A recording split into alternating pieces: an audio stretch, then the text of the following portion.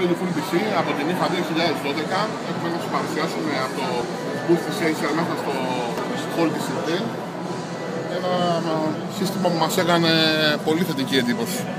Είναι το νέο Aspire S7 της Acer. Έχει μεταλλικό φινίδισμα όπως μπορείτε να δείτε όλο.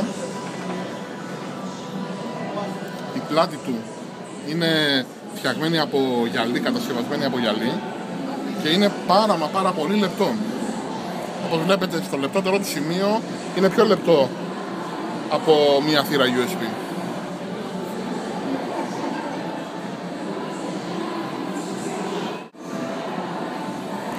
Έχει καταρχήν Windows 8, οπότε και θα παρουσιαστεί κάποια στιγμή μέσα στον Οκτώβριο μαζί με τα Windows 8. Το εντυπωσιακό όμως με αυτό το Acer είναι ότι διαθέτει και οθόνη αφής.